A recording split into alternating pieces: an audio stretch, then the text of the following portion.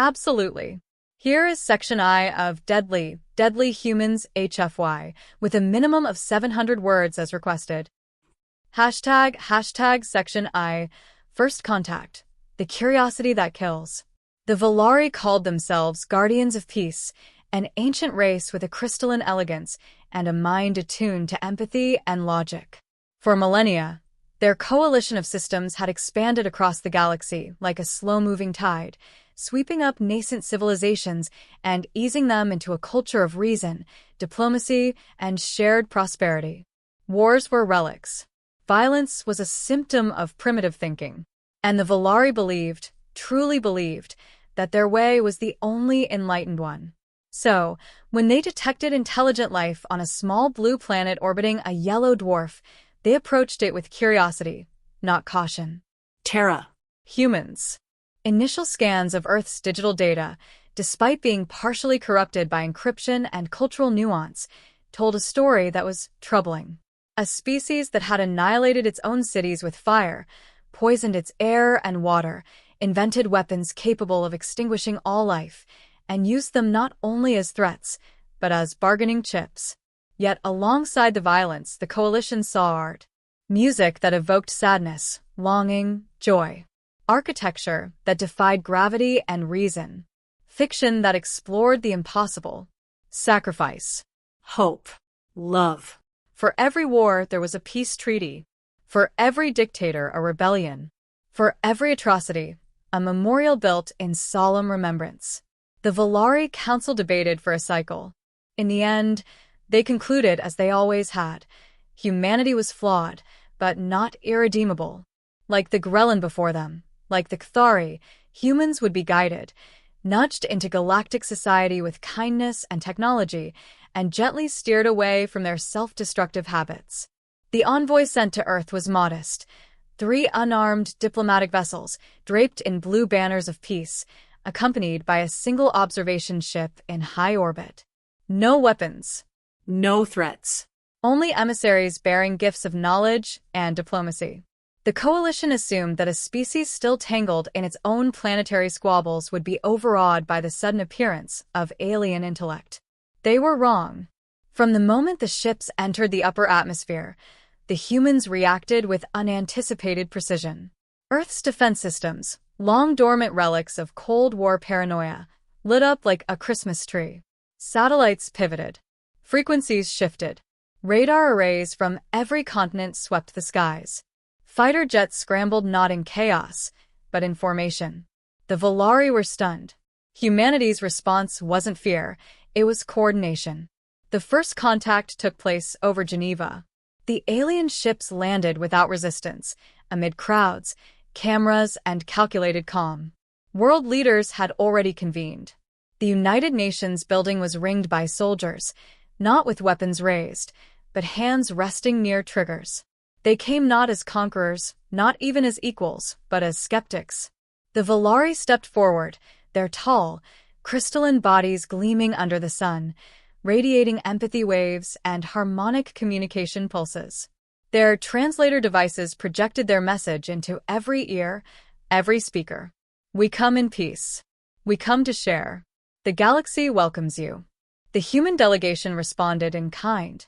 The Secretary-General offered thanks. The President of the United States shook hands, or the closest anatomical approximation, and representatives from China, Russia, India, and dozens of others offered gifts of Earth's culture, books, films, seeds, music. Yet behind the smiles were questions. Probes. Suspicion. The Volari, unused to such reserved curiosity, made their second mistake. They assumed the humans' restraint meant submission. When asked about governance, the Volari spoke of unity.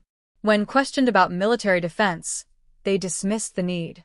And when a curious human general asked about the coalition's authority, a Volari diplomat offered a smile and said, "Asterisk, your world will be improved under our guidance. Autonomy is often counterproductive." Asterisk. The room went quiet. General Monroe, commander of the North American Aerospace Defense Command, leaned forward with an expression like a man weighing a loaded gun. His voice, calm and precise, carried more gravity than a dozen declarations. We don't kneel. The Volari chuckled, an empathic resonance of amusement. A quaint, warrior-minded species, still clinging to pride. The third mistake. Later that evening, while the Volari envoy slept within their ship's containment chambers, their systems were probed, digitally, electromagnetically, physically. Human engineers didn't wait for permission. They hacked the interface, recorded emissions, tested for weaknesses. Within 12 hours, Earth had mapped the power signature of Volari shields and traced the communication uplinks to orbit. By morning, every major world power had reverse-engineered a partial schematic of the Envoy's drive core. And the Coalition? They didn't even know they'd been breached. In orbit, the observation ship detected nothing unusual, just an anomaly in satellite movement, which it logged and ignored. On the ground, General Monroe met with a private group of advisors in a blacked-out chamber. "They think we're children," he said. "We've been underestimated before," replied a scientist from CERN. "But never by gods."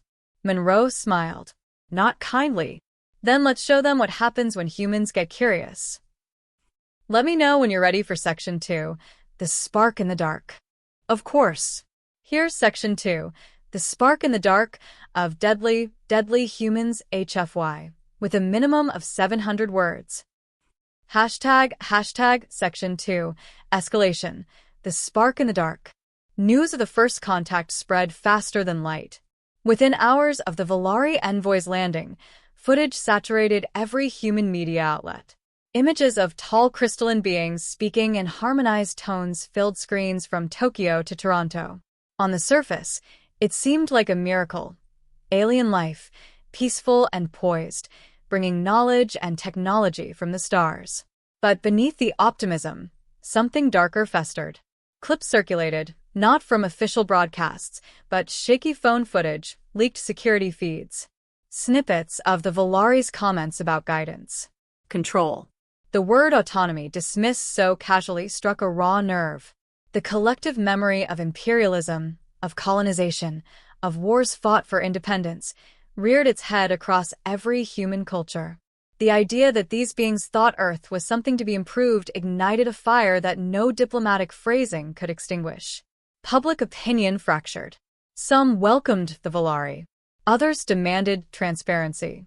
Protesters gathered outside government buildings holding signs that read, "Earth for Earthlings," and "We will not be assimilated." And behind closed doors, Earth's leaders were having very different conversations. The United Nations convened in emergency session. Old adversaries, China, the United States, Russia, the European Union, and others, put aside decades of rivalry for something more important: survival. They didn't fully trust each other, but they trusted the Volari even less. The United Earth Defense Accord was signed in record time. A clandestine agreement among the major powers to pool scientific resources, intelligence, and military assets in response to the alien presence. Satellites, once used for espionage, were now turned skyward. Defense contractors were ordered to pivot. AI research, once shackled by ethics boards, was quietly fast-tracked. The spark had caught. Meanwhile, in high orbit, the Volari observation ship continued to monitor Earth's broadcasts, curiously unaware of the shift in tone. They detected increased energy consumption in several cities. They interpreted it as celebration. They noticed unusual patterns of electronic traffic between major military installations. They assumed it was ceremonial coordination. They didn't realize humans were preparing for war. When the Volari High Council learned of Earth's growing unrest, they responded with what they considered a gentle corrective measure. A small task force of 5 coalition cruisers arrived at the edge of the solar system. Not a war fleet, but a show of presence. A quiet warning. The ships took up orbit in formation, shadowing the planet from high above. The message was clear: comply or face consequences. The coalition had used this tactic before. It always worked, but humans weren't like the others. Within minutes of the blockade's establishment, Earth's militaries reacted with stunning precision. Communications satellites were rerouted. Power grid shifted. Darknet chatter exploded. Then silence. For 1 full hour, Earth seemed to go dark. Coalition ships adjusted sensors. Rescan frequencies. No response. No interference. Then, without warning, the command cruiser's entire forward array blinked offline. A virus, human in origin, carefully disguised, had infiltrated the ship's central AI through a backdoor they hadn't even realized was exposed. An innocuous Earth transmission, a simple image embedded with a data string, had triggered a cascade of code that overrode core systems. Within seconds, 3 other ships were hit. Their shielding glitched. Sensors malfunctioned.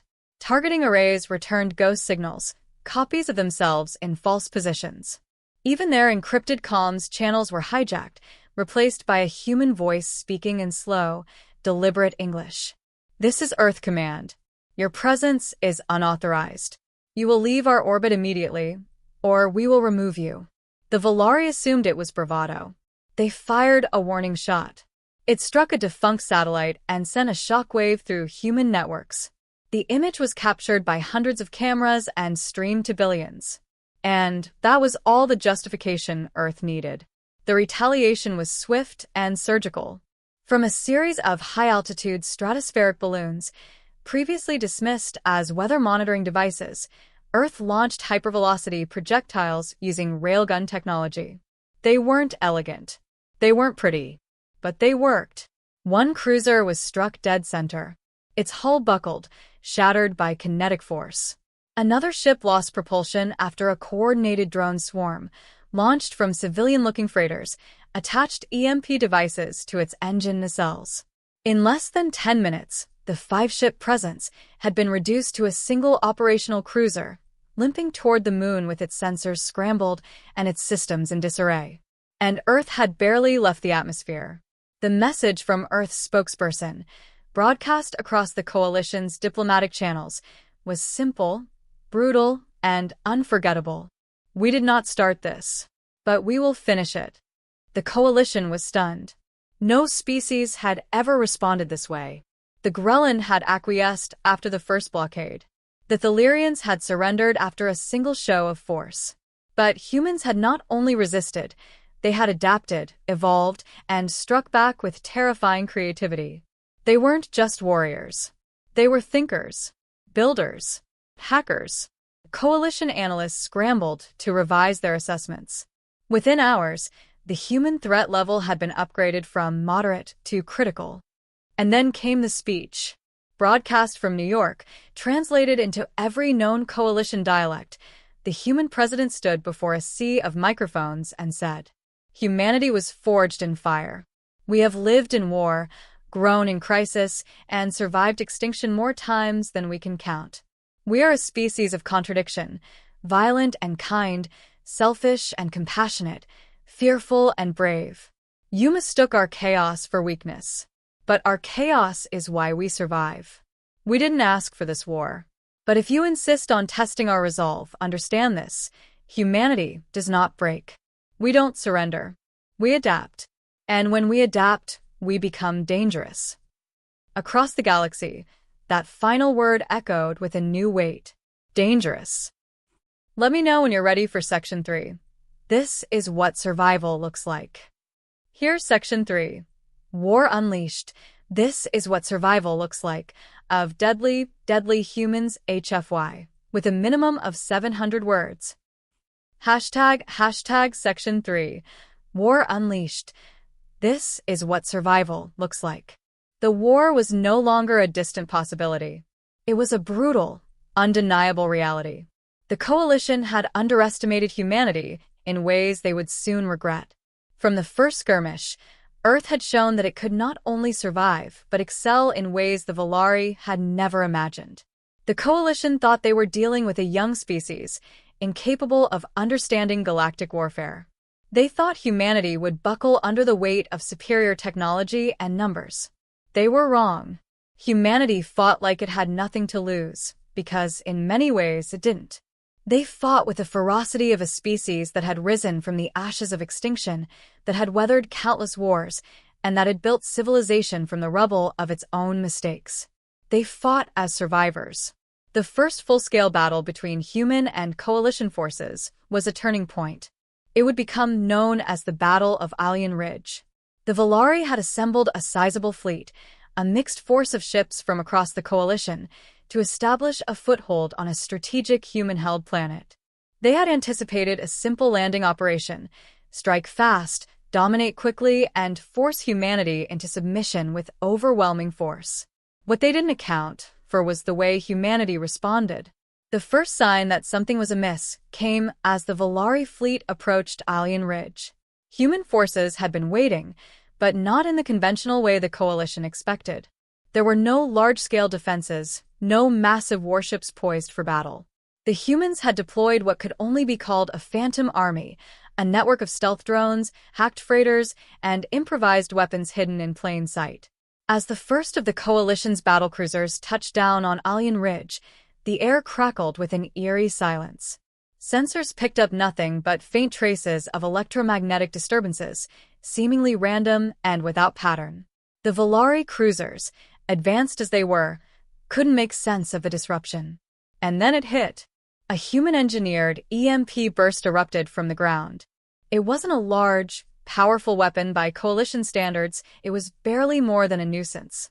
But it was enough to temporarily blind the fleet, rendering their communication systems useless. Simultaneously, human ground forces, camouflaged and ready, launched a coordinated series of surprise attacks. Small squads of soldiers, armed with salvaged and reverse-engineered coalition technology, moved swiftly through the chaos. They knew how to strike from the shadows, appearing out of nowhere and disappearing before the enemy had a chance to react. The Volari fleet, which had expected to face traditional combat, found itself overwhelmed by guerrilla tactics that none of their advanced simulations had prepared them for. Human soldiers didn't fight like the neatly disciplined, structured forces of the coalition. They fought like desperate people, like they had nothing left to lose. Their training wasn't just in combat. It was in improvisation, in thinking on their feet, in adapting to every new threat. They used their environment to their advantage, setting traps, creating diversions, and utilizing the terrain in ways the coalition could not predict. The Volari thought their advanced weaponry would make quick work of human resistance. They sent in their specialized ground forces, battle mechs with shielded plating, capable of withstanding even the most concentrated human firepower. But the humans had prepared for this too. Using recycled scrap metal, human engineers had crafted makeshift anti-mech weapons, modified railguns that fired high-velocity projectiles capable of piercing even the toughest alloys. When the battle mechs moved in, they were met with violent resistance. A small group of human fighters, using stealth technology scavenged from previous skirmishes, struck from unexpected angles. The mechs fell, one by one, as human soldiers mounted coordinated strikes, exploiting every weakness in the machine's design. But it wasn't just physical warfare where humans excelled.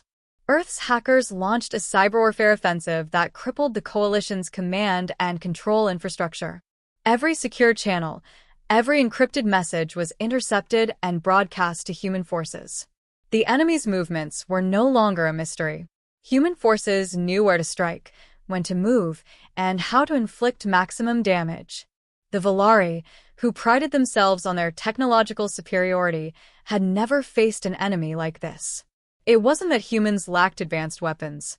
They had them, courtesy of the Volari's own technology, which they had reverse-engineered. But it wasn't just about the weapons. It was the human mind that made the difference. Human soldiers were unpredictable. They didn't follow the rules of war. They didn't play by anyone's script. They adapted. They improvised. They thought. And it terrified the coalition. As the battle raged on, more coalition ships joined the fray. But the humans had already planted the seeds of their success. The Volari fleet was caught in a logistical nightmare. Their ships were hacked, their communications scrambled, and their fleets scattered. Each engagement, no matter how small, gave the humans more data, more leverage, and more opportunity to turn the tide of battle in their favor. In the midst of all this chaos, a quiet realization spread throughout the coalition.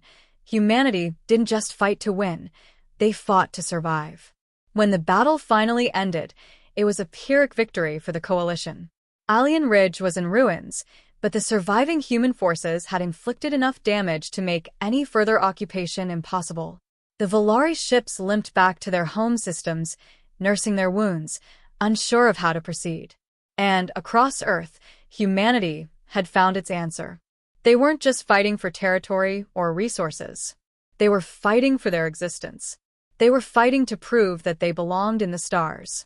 The war was no longer about diplomacy or negotiations. It was about survival. And humanity was a species built to survive. Let me know when you're ready for Section 4, what it means to be human. Here's Section 4, the price of victory, what it means to be human, of Deadly Humans, HFY, with a minimum of 700 words. Hashtag Section 4, the price of victory, what it means to be human. The war raged on for cycles.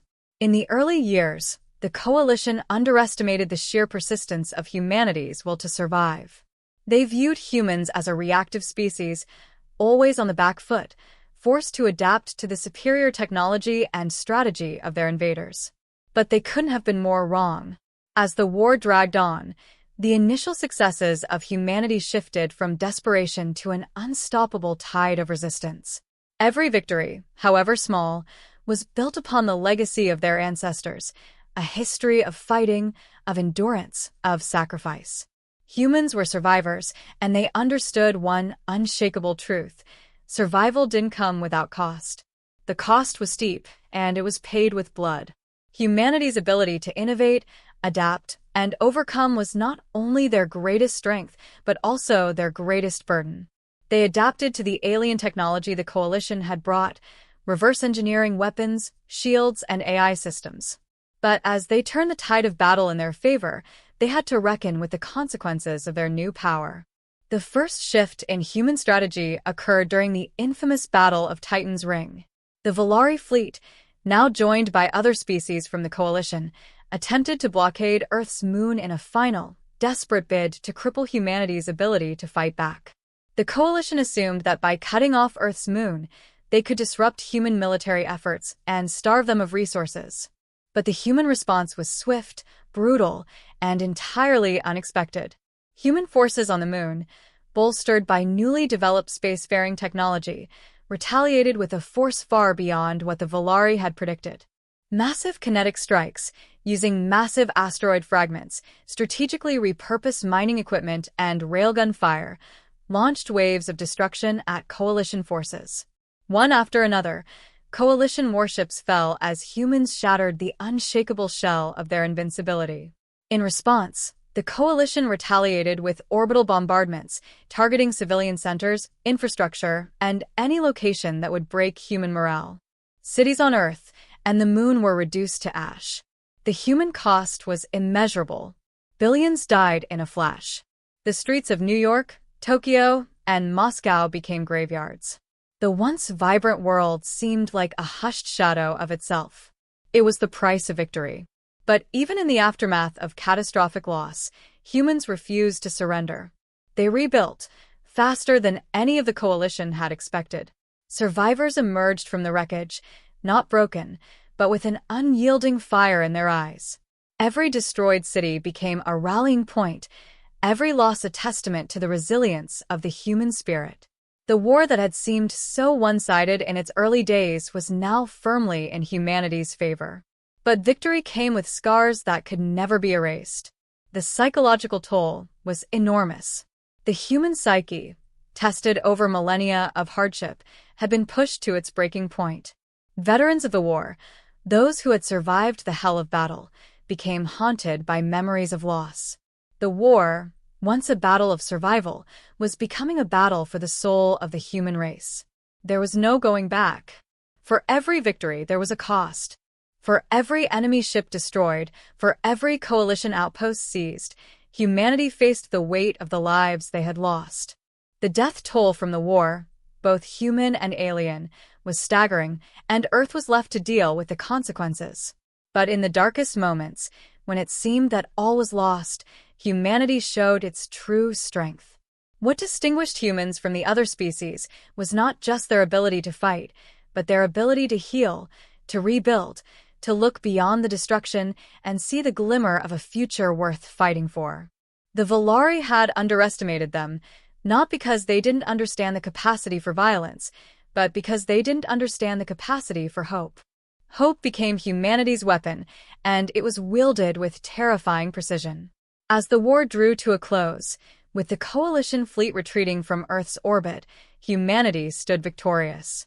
The Volari, for all their advancements, had been forced to negotiate surrender. Earth was no longer a backwater planet, a fragile species on the edge of extinction. Humanity had become a force to be reckoned with, a testament to the indomitable will of a species that refused to give up. The price of victory was high. There was no denying it. The scars of the war were deep, and they would never truly heal. But in the wreckage, humanity had proven something far more important than their ability to fight. They had proven what it meant to be human. To be human was to fight, yes, but it was also to hope, to adapt, to survive. It was to rise from the ashes and build something new, something better, even when the world seemed broken beyond repair. The Volari, in their final assessment of humanity, could no longer deny the truth they had once so carefully avoided. Humanity was the most dangerous species they had ever encountered, not because of their weapons or their technology, but because of their unyielding spirit. They didn't just survive, they thrived. They endured. And the universe would never be the same. As the coalition retreated, leaving Earth and its moon to the humans, there was an uneasy silence in the stars. The message humanity had sent was clear. We do not seek your guidance. We do not need your approval. But we will not be subjugated. We are human and we survive. And with that declaration, Earth, this small, once fragile planet, had not only claimed its place in the galaxy, but it had also forged its own destiny. Humanity was no longer a footnote in the history of the stars. They were the authors of their own story. With that, the full story of Deadly Humans HFY has come to an end. Let me know if you'd like to explore any part of the story in more detail or have further questions.